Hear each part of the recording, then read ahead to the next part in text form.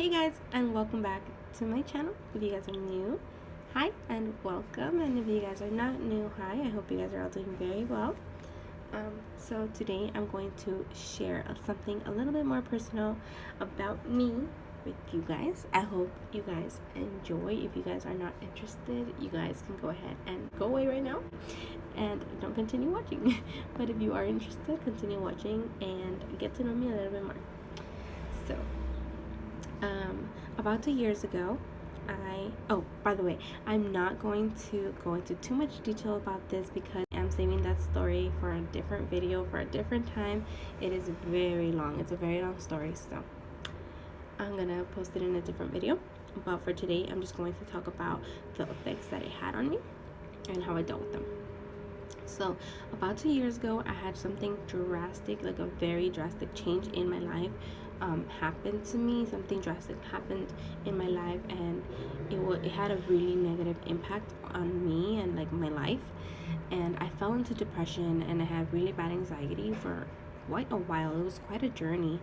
And so I just want to talk to you guys more about what I did to manage my anxiety and my depression, because it was a horrible time in my life. If you guys know anyone or you yourself have suffered from anxiety or depression or both, you guys know that it is not fun. It is a very, very difficult thing to deal with. There's really nothing, no one, or well, at least for me, at the time when I fell into depression and anxiety, my significant other was always there. He was there all the time, but it was just, there's really nothing he could have said or done to help me. And I feel like there was really nothing no one could have ever said or done to help me. I mean, I never really got professional help, but maybe that would have helped. I don't know. But for me, the way that I dealt with it is I made the decision that I was really tired of just being in the shoes that I was. I was tired of being the person that I was. So I decided to make a change. So number one, the biggest thing, the hardest thing for me was getting out of bed. It was very hard for me to get out of bed and go to work. It was just a dark time in my life where I just didn't want to do anything, and that's just what depression is. When you're depressed, you're in your own little bubble, and it's dark and it's scary and it's horrible. It's just you don't want any information coming in, and you don't want to let any information out, and that's just what depression is. At least for me, that was my experience with it. It was really, really horrible. And so okay, so one day I finally decided, you know what, I'm really tired of being this person. Like, I'm really tired of being sad and just mad, or just not happy. I wanted to be happy, and I was seeking happiness. But my problem was I was seeking my happiness in other people. For example, my significant other, I was seeking my happiness on him, and that was my number one mistake. And so I thought to myself, if I could live through, I had a very hard experience when I was younger. My mom passed away when I was 13. For those of you that don't know. And so that was a very dark time in my life as well, and it was very hard to deal with and cope with, obviously. But if I could live through that, there's pretty much nothing that could ever top that, in my book at least. Like, there's nothing in the world that could hurt me more. So if I could live and survive through that and be happy after all these years, even after going through that loss, then there's absolutely nothing else that could hurt me. So that's just my mentality. And so now what I learned to do is I learned to be by myself. That was number one. That was the hardest thing I've ever had to do, I think, is learning to be by myself, loving myself, and treating myself. I really believe that people have a hard time being by themselves, and it's the number one thing that you should definitely know and learn how to do, is just be by yourself.